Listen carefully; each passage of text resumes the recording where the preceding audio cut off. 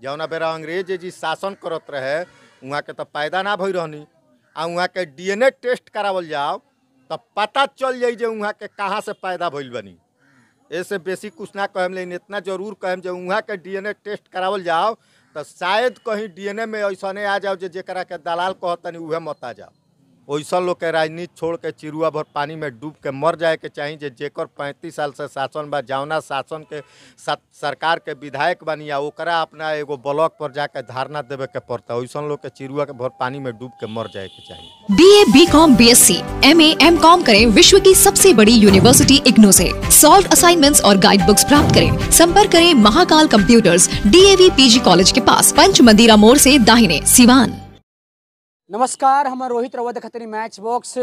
जीरादेई के विधायक अमरजीत कुशवाहा के गो वीडियो काफ़ी तेजी से वायरल होता टे। बीजेपी के नेताजी लोग मौजूद बानी लोग यहाँ के बयान के कौन प्रकार से देखल तनी लोग, कैसे कि वो बयानबाजी के बाद सोना समाज के लोग काफ़ी ज़्यादा नाराज़ दिखाई देता टे। अगर हम बात करी सोना समाज के तो अभी हम कह सकतानी कि सोना समाज के एगो अहम रोल बा बिहार के राजनीति में। लेकिन हम का कहीं अब बीजेपी के नेता लोग कही लोग का जी रोल बड़ा मालिकाना चलाओ तनी लोग का बतवा। आज 35 बरिस से बिहार में सवर्ण के केहू मुख्यमंत्री बनल बा, एको आदमी नहीं खा बनल। अब रह गई सवाल कि माननीय नेताजी जौन बयान दिले बनी वहाँ के प्रणाम पर कहले बनी तो वहाँ के हती चूँकि प्रणाम नहीं खा सुना, वहाँ के लमहर प्रणाम सुने के चाहतनी। लमहर माने इतना लमहर जे कम से कम 2-4-5 मिनट के होके, छोटका प्रणाम वहाँ के कान में नहीं के पहुँचल, बड़का बड़का प्रणाम चाहिए। तो वहाँ के बड़का प्रणाम हम कह लेतनी। ओकरा बाद कहे के बाद कि वहाँ के जो कहतनी कि अंग्रेज के लोग दलाल रहे का वहाँ के ओकरा पैदा भई रहनी का, जौना बेरा अंग्रेज जी शासन करत रहे वहाँ के तो पैदा ना भई रहनी आ वहाँ के डीएनए टेस्ट करावल जाओ तब पता चल जाई जे वहाँ के कहाँ से पैदा भइल बनी। ऐसे बेसी कुछ ना कहम, लेकिन इतना जरूर कहम जे वहाँ के डीएनए टेस्ट करावल जाओ तो शायद कहीं डीएनए में ऐसा नहीं आ जाओ जेकरा के दलाल कहतनी उहे मत आ जाओ। ऐसे हमरा कहे के बाद जे वहाँ के डीएनए एक बार टेस्ट हो जाए के चाहिए आ ना तो जाके वहाँ के खुद करा ली। अब रह गई सवाल की जे गरीब के बेटा, तो गरीबे के बेटा तो 35 बरिस से बिहार के मुख्यमंत्री बा। यहाँ लोग जौना सरकार में बानी ओकरे सरकार बा 35 बरिस से, आज तक ले सवर्ण तक केहू बनल ना 35 बरिस में। तो यहाँ लोग के 35 बरिस में बिहार के गरीबी दूर कर देवे के चाहिए नू। फिर गरीब के बात कहाँ आवता। एक तरफ अगर केहू से लड़े के बात तो कहतनी जे हम केकरा से कम बनी, हम केहू से कम नहीं की। आ जब जनता के मूर्ख बनावे के बात तो गरीब बन जाए तनी, ई कहाँ के इंसाफ बा भाई। अगर गरीब बनतनी तो रउआ स्कॉर्पियो गाड़ी पर काहे घूमतनी, रउआ तो पैदल घूमे के चाहिए नू। स्कॉर्पियो केकरा लगे रहेला, वो आदमी का नु रहेला जे संपन्न बा। रउआ काहे स्कॉर्पियो से घूमतनी, ई बतावे के पड़ी नु जनता के बीच में। ऐसे हमरा कहे के बाद एगो जे जनप्रतिनिधि बा उ सबकर जनप्रतिनिधि होला। वहाँ के जौन धारणा दिले बनी, जौना धारणा खातिर बैठल बनी, वो धारणा के हकीकत ई बा कि उ सरकार के जमीन ह। सरकार ओकरा के पैक्स के गोदाम बनावे खातिर अलॉट कर चुकल बा आ ओकरा के यहाँ के कहतन जे सीओ साहब अथी एकरा के दोसरा के जमीन देता रहे। अरे भाई तो ओकर कागज पत्र बा बानू, कागज पत्र बा। तो विधायक जी चाहतन जे सीओ के डरा के धमका के डरवा के कैसनो जमीन सरकार के जमीन हम ले ली।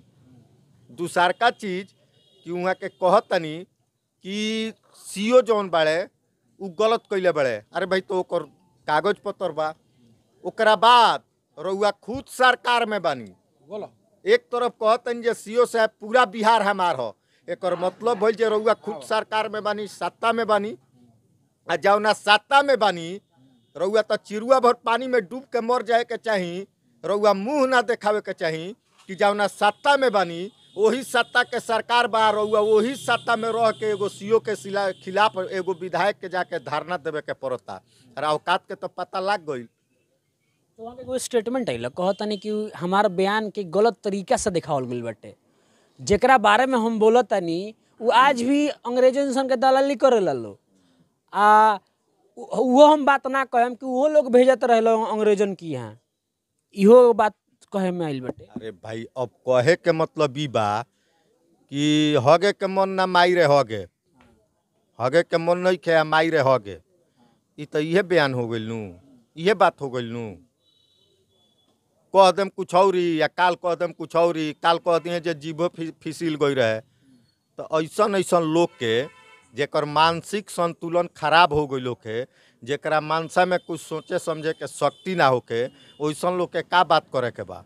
वैसन लोग के राजनीति छोड़ के चिरुआ भर पानी में डूब के मर जाए के चाहिए। जेकर 35 साल से शासन बा, जौना शासन के सरकार के विधायक बनी आ ओकरा अपना एगो ब्लॉक पर जाके धारणा देवे के पड़ता। वैसन लोग के चिरुआ के भर पानी में डूब के मर जाए के चाहिए। मतलब कहे के मतलब ई बा कि अरोलो संविधान के दबाए के कोशिश करता नहीं लो, दबा कुचला के दबाए के कोशिश करता नहीं लो, दलित के दबाए के कोशिश करता लो और महादलित के दबाए के कोशिश करता लो। कैसे कि बीजेपी आरएसएस के विचारधारा पर चले ले, कैसे कि जो संविधान बाटे माले जौन बाटे संविधान के अनुसार चले ले, बाबा भीमराव अम्बेडकर के अनुसार चले ले। तो का लगा था कि बीजेपी संविधान खत्म करे के चाहती है? अब हम पूछे के चाहतनी कि जौना गठबंधन में वहाँ के बानी, जौना गठबंधन में इलो बा, वो गठबंधन से भारत के राष्ट्रपति के SC ST OBC ओकरा के बन रहा आज तक। लेकिन भारत के सर्वोच्च पद पर अगर केहू पहुँचौले बा SC ST अनुसूचित जाति अनुसूचित जनजाति के, तो वो भारतीय जनता पार्टी पहुँचौले बा, भाजपा के सरकार पहुँचौले बा, नरेंद्र मोदी जी पहुँचौले बनी। का ऐसन केहू बा ये लोग के सत्ता में केहू राष्ट्रपति के एगो नाम बता दे लो कि लोग अति पिछड़ा OBC SC ST के राष्ट्रपति बनौले हो के बनैले बा लो? नहीं खेलो बनीले। तो बाबा साहेब के संविधान के पालन के कैले बा? हमनी कैले बनी सन। ई लोग तो आज तक दूसरे के पालन कैले बा। आ दूसर का चीज जे जात पात के ई भ्रम फैलावता, वो खुद SC ST में आवेला का? वो खुद SC ST में हो ना हो, खुद OBC में बा।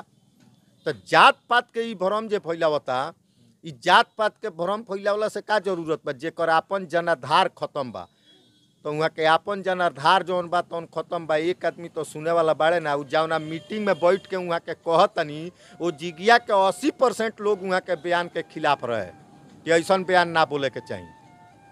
तो जेकर जनाधार खत्म बा, उ तो अनाप शनाप बोली, मानसिक संतुलन ओकर खराब हो जाए। हमारा संगे अब लोग बा ना, आवे वाला समय में जमानत जब्त हो जाई तो बोलबे करी ऐसे। अनिल जी, ब्राह्मण समाज के आजकल देखा जाता है बड़ा टारगेट लेवल जाता है। ब्राह्मण समाज के कहल जाता है कि ब्राह्मण कोनो उच्च जाति ना है और ओकर कोनो अहम रोल नहीं है। कैसे कि जौन भी बाटे ब्राह्मण जौन होले उच्च जाति के दर्जा हम नहीं है देनी सन, मैंने ए प्रकार से बहुत चलत ताटे। का ब्राह्मण के कौना स्थान पर अभी स्थान बा देश में? देखें, ब्राह्मण समाज सनातन धर्म के लेके चले वाला एक मार्गदर्शक हुआ। ब्राह्मण एगो समाज एगो जाति में ना मानल जाला। अगर आज ब्राह्मण समाज के अगर इग्नोर कर दिल जाओ तो सनातन धर्म वही दिन पतन हो जाए। सनातन धर्म के सनातन के आगे बढ़ाव में सबसे बड़ा रोल ब्राह्मण समाज के होला। आज के जौन समस्या बा, आज जौन है कुशवाहा जी के रोल जौन कहतानी अभी हम सुननी है बात पर, तो हम पूछे के चाहनी कुशवाहा जी उ कौना धर्म से आवेले? उ सनातन धर्म से ही आवत रहे। फिर भी वो बड़ कास्ट नीच ऊँच कास्ट से नीच कास्ट के भाषा बतिया के उ माले के अपना बढ़ोतरी करे के कोशिश में बारे। लेकिन उनका यही बात के सोचे के चाहिए, माले के राष्ट्रीय नेता दीपांकर भट्टाचार्य वो फॉरवर्डे समाज से आवेले। दीपांकर भट्टाचार्य जो एक ब्राह्मण हुआ, जौन माले के सर्वोच्च नेता के रूप में बाड़े, जौन माले के संचालन करता रहे। आ वो तो ये बात के बोलता रहे कि ये बात के बोलता रहे कि हई समाज के लोग हई करता, हऊ समाज के हई करता। उनका ये बात के जानकारी नहीं के, उनका ये घटियापन की बात भाषा बोल रहा बाड़े। और उनका बोले नहीं किया कि समाज के कैसा लोग चाहिए। जौन ब्राह्मण समाज के बारे में रुआ पूछनी है, ब्राह्मण समाज ही सनातन धर्म के लेके चले वाला हुआ।